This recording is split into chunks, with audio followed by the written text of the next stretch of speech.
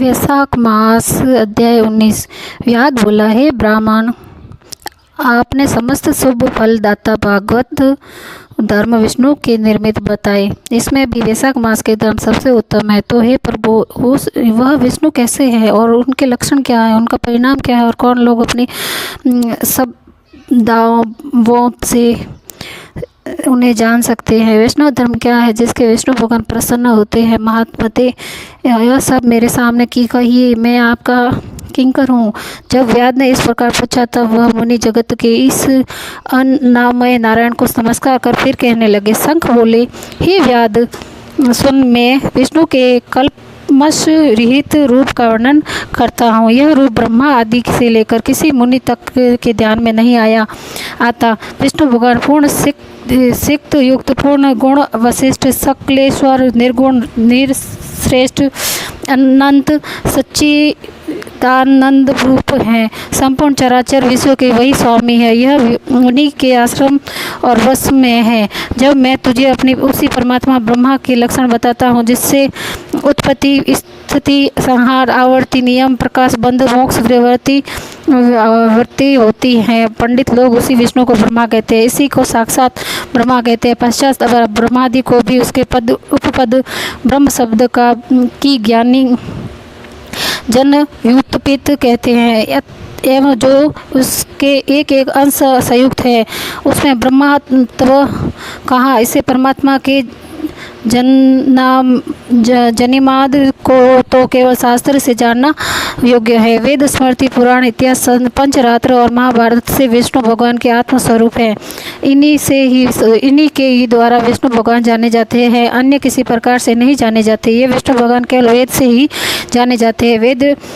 वेद्य सनातन नारायण भगवान इंद्रिय अनुमान और वर्क द्वारा जानने में नहीं आते हैं। इसी के जन्म करण और गुणों को जानकर प्राणी मोक्ष पाता है और उसके अधीन रहते हैं। कर्म से वैष्णव का महात्मा सातिशय होता है। ऐसे ही देव ऋषि पिता और माता एक एक में शक्ति स्थिर रहे हैं।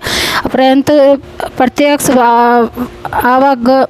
आगमन व अनुमान से बल आज्ञा और सुख में प्रथम मनुष्य को उत्तम जानो, फिर यज्ञादि द्वारा आवृत राजा को सुगुना अधिक जानो।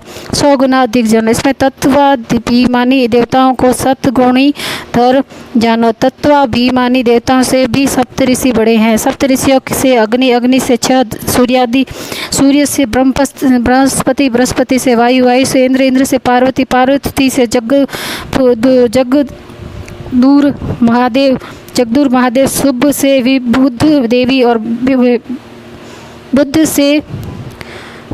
से भी प्राण बलिष्ठ है। प्राण से अधिक कुछ नहीं, प्राण ही में ही सब है। प्राण से ही संसार स्थिर है और यह संपूर्ण जगत प्राणात्मक है।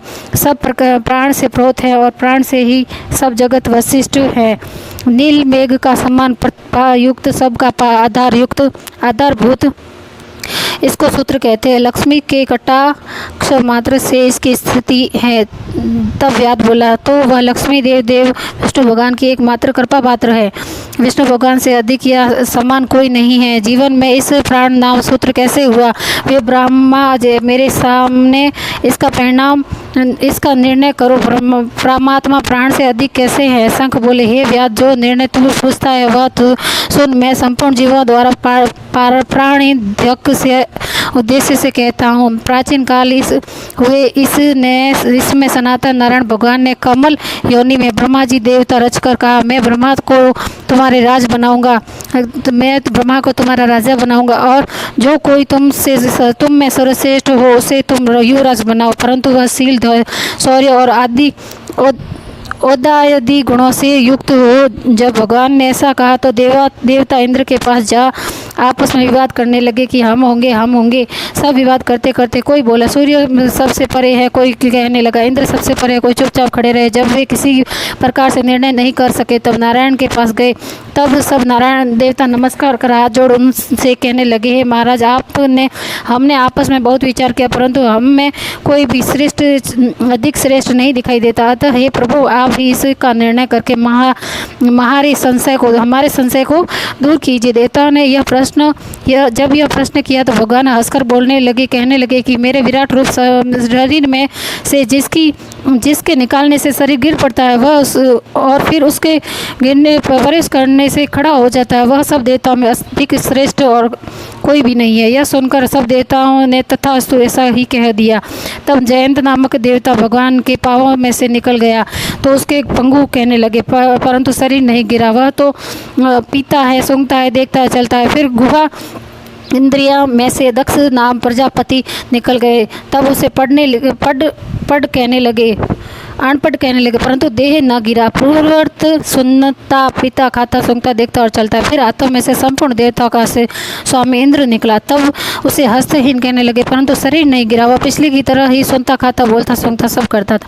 तत्पश्चात नेत्रों में से तेजस्वी से श्रेष्ठ सूर्य निकला। तब उसे काना कहने लगे, परंतु देह नहीं गिरी। पूर्वतः सुनता, पीता, बोलता। फिर नाक से अश्विनी कुमार निकल गया। तब उसके नासिका रहित कहने लगे, परंतु देह न गिरा। पूर्ववत सब कृत्य करता रहा। फिर कानों से दिशा निकली, परंतु देह न गिरा। फिर इसी बहाने कहने लगे, परंतु मृत न कहे। फिर जीवा से वरुण निकला तो उसे अरसज्ञ कहने लगे, परंतु देह न गिरी। पूर्ववर्त जीता, चलता, खाता, जागता और श्वास लेता रहता। फिर वाणी से बागेश्वर अग्नि निकला। तब वह गूंगा कहने लगा, परंतु देह न गिरी। पूर्ववर्त सब काम करती रही। फिर मन को चैतन्य करने वाली रुद्र मन से निकल गए। तब उसे जड़ तो कहने लगे, परंतु देह न गिरी। पूर्ववर्त चलती रही। तब फिर प्राणों के निकलने ही उसे मृत कहने लगे। तब देवता विस्मित हो कहने लगे, जो कोई हम में से इस गिरी हुई देह में उठाने में समर्थ है, वही सर्वश्रेष्ठ शक्तिमान है और वही युवराज होगा। ऐसी प्रतिज्ञा कर क्रम से प्रवेश करने लगे। प्रथम जयंत के चरणों में प्रवेश करने से परंतु देह न उठी। दक्ष गुहा इंद्रियों में द्वारा प्रविष्ट हुआ, परंतु देह न उठी। इंद्र हाथों में प्रविष्ट हुआ, परंतु देह न उठी। सूर्य नारायण नेत्रों में प्रविष्ट हुए, परंतु देह न उठी। जो कि त्यों पड़ी रही। इसी तरह दिशा नेत्रों में वरुण, ज्वाहा में अश्विनी कुमार, नासिका में अग्नि, वाणी में रुद्र, मन में प्रतिष्ठित हुए, परंतु देह फिर भी न उठी। सबसे पीछे प्राण घुसे तो प्राण के प्रवेश करते ही शरीर उठ खड़ा हुआ। देवताओं ने निश्चय किया कि प्राण ही समस्त देवताओं का आदि ईश्वर है और व्यापक है तथा बल, ज्ञान, धैर्य, वैराग्य और जीवन में भी यह सबसे अधिक अतः प्राण को ही युवराज बनाते हैं। उत्कृष्ट स्थिति में के हेतु से सामवेद का गान करते हुए इसी हेतु से स्थावर और जंगलात्मक यह विश्व प्राणात्मक है। पूर्ण अंशकों कर के युक्त और बलाढ़ यह गाढ़ सब जगत का पीत है। प्राणहीन जगत कुछ नहीं है और बिना प्राणों के वृद्धि भी नहीं होती है। बिना प्राणों के कुछ स्थित नहीं है, न संसार कुछ रहता है, न इसीलिए प्राण संपूर्ण जीवों में अधिक बलवान और सब जीवों का अंतरात्मा है। प्राणों से अधिक न या समान न शास्त्रों में था, न पिछले कभी कुछ देखा न सुना है। भिन्न भिन्न कार्यों को संपादन करने का साधन एक प्राण ही अनेक प्रकार से होता है। अतः प्राण के उपासक प्राणों को ही सर्वश्रेष्ठ मानते हैं। यही अपनी लीला से संपूर्ण जगत में रचने, संहार करने और पालन करने में समर्थ है। शेष शिव और इंद्रादि जड़ और चैतन्य कोई भी वासुदेव के अतिरिक्त भगवान का पराभव नहीं कर सकता है। यदि प्राण सर्व देवात्मक और सर्व देवों में व्यापक या तथा वासुदेव भगवान का अनुवर्ती और विष्णु का विषयभूत है, यह वासुदेव की वर्ती कुलता न कभी सुनता है न देखा है। अन्य इंद्रिया सब देवता को प्रतिकूल करते भी है, परंतु सर्वात्यामी प्राण कभी भी प्रतिकूल नहीं करता है। इसी से पंडित जन प्राण को ही विष्णु का बड़ा सहायक कहते हैं। विष्णु भगवान का ऐसा महात्म्य और लक्षण जानकर जैसे सर्प जीर्ण केचुई को त्याग कर देता है, उसी तरह पूर्व जन्म बंधन शरीर त्याग कर नारायण के समीप परम धाम को जाता है। शंख मुनि ने ऐसे वाक्य सुन व्याध अत्यंत प्रसन्न हुआ और उसने विनती भाव से पूछा, हे ब्राह्मण, जगत गुरु महानुभाव सर्वश्रेष्ठ प्राण की महिमा संसार में कहीं भी विदित नहीं है। वे देवता, मुनि, राजा, महात्माओं की महिमा तो पुराण और लोक में बहुत सुनाई दे है। भगवान यह मेरे सामने कहो, तुम इस बात को जानने की मेरी बड़ी इच्छा है। शंख बोले, प्राचीन काल में प्राण देवादिदेव अनामय नारायण भगवान का अश्वमेघ द्वारा यजन करने के लिए गंगा तट पर गया। वहाँ बहुत से मुनियों को शंख ले हम हल से भूमि को शुद्ध करने लगा। वहाँ एक पृथ्वी के नीचे गुफा में कंठव नामक महात्मा समाधि लगाए बैठे थे। वह हल से बाहर खींच आए, तब क्रोध करके वह प्राण को अपने सामने स्थिर देख साफ देते हुए बोले, अब तेरी महिमा तीनों लोकों से जाती रहेगी और विशेष करके भूलोक से तुझे कोई नहीं मानेगा। त्रिलोकी के तेरे अवतार प्रमुख प्रख्यात होंगे।